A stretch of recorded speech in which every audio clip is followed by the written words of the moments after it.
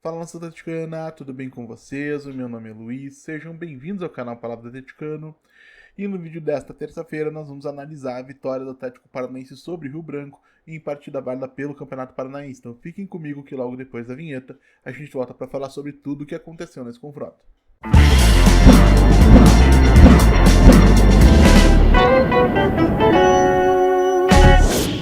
Então vamos lá para falar do Atlético Paranaense 5, Rio Branco 1, partida que teve início às 20 horas desta terça-feira, dia 14 de janeiro, na Liga Arena em Curitiba e válida pelo Campeonato Paranaense de 2025. E para enfrentar o Rio Branco, o treinador Maurício Barbieri promoveu somente 3 modificações na escalação do Atlético Paranaense. Matheus Felipe foi quem formou dupla de zagueiros com o Léo no sistema defensivo, o meio-atacante João Cruz assumiu a posição de Tomás Coelho no lado esquerdo do ataque, e Lucas Diório, que entrou bem no segundo tempo diante do Paraná Clube, assumiu o comando do ataque no lugar de Matheus Babi. E no primeiro tempo, como aconteceu também diante do Paraná, o Atlético demonstrou alguns dos conceitos da comissão técnica encabeçada pelo Maurício Barbieri, como por exemplo, a saída de bola 3+1, com um dos laterais fechando por dentro, no caso do Atlético sempre o Fernando. Além disso, o Raul na base da jogada do meio de campo, para qualificar essa saída de bola. Na fase inicial da construção das jogadas, o Raim Palácios, colombiano que mais uma vez fez uma boa partida, não tem a liberdade de avançar além da linha do volante, mas quando o time avança para a segunda fase de construção, quando chega no segundo terço do gramado, vamos dizer assim, aí o Raim Palácios realmente ganha a liberdade para avançar, se ocupar do corredor esquerdo, do corredor direito, perdão, e permitir que o Luiz Fernando, que mais uma vez foi ponta direita, embora a melhor fase dele pelo Atlético Goianiense tenha sido do lado esquerdo, venha para dentro, se aproxime do centroavante para poder se associar com os meias ou com o homem de referência e assim produzir situações interessantes. O Luiz Fernando, que inclusive é meio atacante de formação, acaba sendo uma região mais familiar para ele do que estar bem aberto, principalmente pelo lado direito, tá? Filipinho novamente me pareceu um elemento estranho no momento ofensivo, tá? Como é que eu vou explicar? Defensivamente ele segue sendo um jogador importantíssimo, extremamente qualificado e especialmente pressionando o portador da bola. Tá? Inclusive na pressão pós-perda, depois da perda da posse de bola, o Filipinho faz uma pressão bastante agressiva e colabora para a recuperação rápida da posse pelo Atlético. Agora, quando o time tem a bola e ele se posiciona entre as linhas de marcação do adversário, no caso hoje o Rio Branco, como aconteceu também diante do Paraná, ele acaba ficando um pouquinho desconfortável, tá? Acaba não conseguindo dar fluidez para jogadas, não é a característica do Filipinho. O jogo entre linhas exige a capacidade de dominar a bola de maneira imediata, domínio orientado, rapidez de raciocínio e tomada de decisão. O Filipinho é um jogador muito mais defensivo do que ofensivo. Nesse contexto, ele vai acabar devendo bastante sempre que a equipe tiver a bola. De repente, o Maurício Barbieri pode encaixá-lo nesse sistema de uma forma diferente. O Bruno Zapelli, por outro lado, foi extremamente produtivo, foi muito influente na construção das jogadas, foi encontrado o tempo todo pelos companheiros em campo e para um camisa 10 argentino, para um engante argentino, como eles chamam, isso é fundamental, ser procurado o tempo inteiro no campo. O Zapelli, que foi agressivo, procurou algumas jogadas individuais, finalizou contra a meta defendida pelo goleiro do Rio Branco, poderia ter marcado seu gol e sai de campo como um dos melhores, se não o melhor jogador do Atlético na partida, tá? João Cruz, por outro lado, pareceu um pouquinho desconfortável, tá? Um pouquinho isolado pelo lado esquerdo. Ele acabou oscilando entre algumas boas jogadas e outras bem menos inspiradas.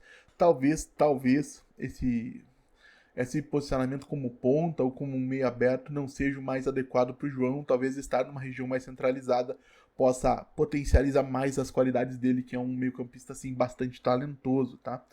E o Diório foi o homem de referência mais uma vez, tá? E mesmo que tecnicamente ele tenha deficiências muito claras, foi o suficiente para incomodar o sistema defensivo do Rio Branco e foi o suficiente para marcar 2 gols. E nesse momento, o atacante argentino é o artilheiro isolado do Campeonato Paranaense com 3 gols em 2 partidas. Eu sei que alguns torcedores já se empolgaram e estão inclusive apostando numa recuperação, de repente no Diório sendo centroavante do Atlético numa Série B de Campeonato Brasileiro. Porém, eu vou confessar para vocês que eu sou um pouco mais pé no chão, tá? Foram 3 gols em 2 partidas, isso é ótimo, mas eu não consigo me animar com 3 gols em 2 partidas num contexto de campeonato paranaense, que tecnicamente é um campeonato fraco, abaixo do nível médio aí dos campeonatos estaduais e enfrentando literalmente as duas equipes recém-promovidas da Série Prata do Paranaense, tá? São o Paraná e o Rio Branco. Então, um pouquinho de tranquilidade nesse momento de análise é importante. Vamos aguardar e ver como é que o Lucas Diori vai se comportar diante de outros adversários durante o próprio Campeonato Paranaense, principalmente durante a Série B do Campeonato Brasileiro. E isso se ele ainda estiver no Atlético, porque vamos reforçar, a ideia do Atlético é se desfazer do jogador que tem um salário caríssimo e que pouco colabora, né, para sua permanência, considerando aí que o nível técnico também não é dos melhores, tá? Acho que não faltou falar de ninguém, a gente trouxe um panorama bem amplo da equipe. E no primeiro tempo a gente teve um Atlético que se comportou bem, principalmente nos primeiros minutos, mostrou fluidez, conseguiu trocar passes, criar algumas situações interessantes, mas que foi perdendo gás, digamos assim, ao longo da primeira etapa. E ali na reta final, nos minutos finais, acabou não tendo mais o mesmo domínio, acabou permitindo que o Rio Branco crescesse um pouquinho na partida, e mesmo assim foi, entre aspas, premiado quando o Bruno Zapelli cobra bem um escanteio, o Diori desvia na primeira trave, vence o goleiro do Rio Branco e abre o placar em favor do Atlético. Né? Logo na sequência, o Luiz Fernando caindo pela região central, como eu falei, né? Quando o Atlético chega no campo de ataque, o corredor externo fica para o lateral, por aquele lado, acaba não, finaliza com muita potência, né? Vence o goleiro do Rio Branco, abre 2-0 para o Atlético no placar ainda na primeira etapa, e o Atlético, sendo o Atlético, nos acréscimos do primeiro tempo, sofre o gol do Rio Branco, num cruzamento vindo do lado direito da defesa. Deixa eu até separar aqui as anotações que eu fiz para não dizer nenhuma bobagem, tá? Na minha avaliação, a movimentação da defesa é completamente errada, tá? Matheus Felipe e Léo marcam o mesmo jogador. O Raul, que na minha avaliação tinha que estar ali na região da meia-lua, protegendo a segunda bola, tá na marca do pênalti sem marcar ninguém. O Fernando tá marcando o jogador que poderia estar sendo marcado pelo Léo Pelé, por exemplo. E o João Cruz, percebendo isso, não acompanha o jogador do Rio Branco que entra no segundo poste para fazer o gol. Então tem que ver, lógico, o que foi combinado pelo Maurício Barbieri em relação à cobertura, a quem compete cada cobertura e em que situações, mas realmente foi uma falha generalizada, sendo que a última falha, quem poderia ter impedido que tudo acontecesse, foi um João Cruz, que além de não ter o porte físico para voltar e fazer essa cobertura, também não é um jogador da posição, talvez não tenha feito a leitura correta da jogada. Não vou crucificar o João Cruz por conta desse erro, mas sim, o erro final foi dele, tá? No segundo tempo, o Atlético conseguiu manter com certa tranquilidade o domínio da partida. Em nenhum momento me pareceu que o Rio Branco fosse realmente reagir, marcar o segundo gol, colocar o Atlético numa situação delicada dentro de casa. Pelo contrário, a tendência era que o Rio Branco, precisando se arriscar para tentar marcar um segundo gol, cedesse espaços que o Atlético pudesse aproveitar. E foi realmente o que aconteceu. O Atlético marca o terceiro com o Diori nos minutos finais, marca o quarto e o quinto com o Matheus Babi.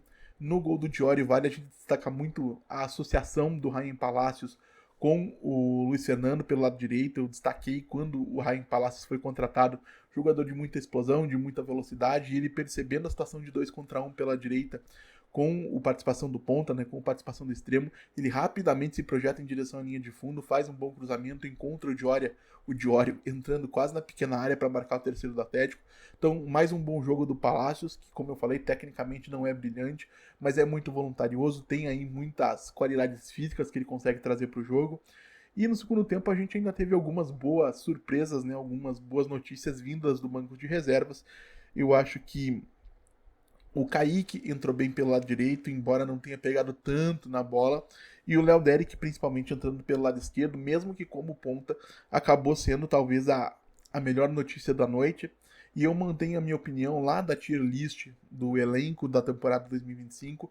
Eu nem contrataria um substituto para Lucas Esquivel, tá? Porque na minha percepção, o Léo Derek ganhando espaço no Campeonato Paranaense tende a ser o titular para o restante da temporada com certa tranquilidade. É muito, muito talentoso, é muito competente com a bola no pé, tem muita velocidade, é muito agressivo, um lateral que certamente a torcida do Atlético gostaria muito de ver em campo, tá? E o Matheus Babi, que marcou 2 gols, acho que é um jogador que passou por muitos problemas físicos aí ao longo nos últimos anos, né? Lógico, o mais grave deles, aquele ainda com a camisa do Atlético.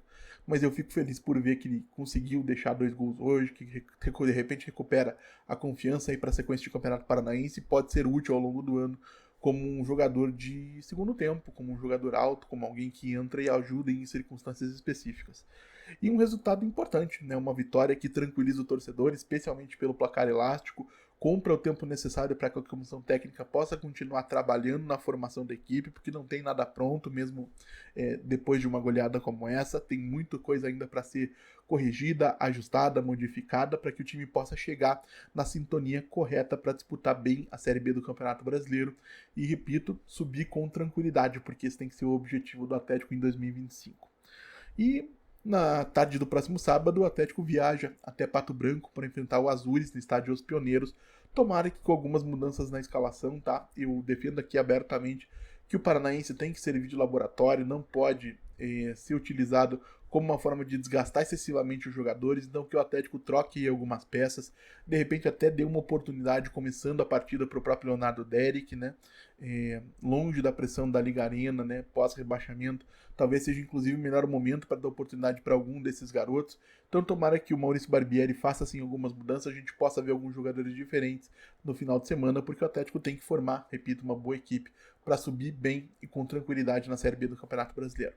Mas quero saber também a opinião de vocês, claro, deixem aí nos comentários, como eu sempre digo aqui, eu leio todos. O que vocês acharam da apresentação do Atlético, o segundo jogo sob o comando de Maurício Barbieri? Gostaram, não gostaram? Quem foi bem, quem foi mal e por quê? Sempre leio todos os comentários dos vídeos aqui do canal. E se você está chegando agora, eu vou pedir que você deixe seu like, que se inscreva no canal Palavra do Atleticano, compartilhe o conteúdo em redes sociais.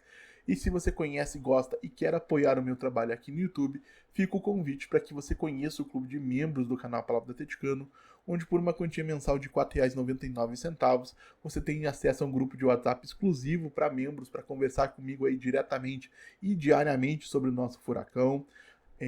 Prioridade no recebimento de resposta nos comentários deixados nos vídeos do canal Palavra do Atleticano, além de acesso a uma série de conteúdos exclusivos.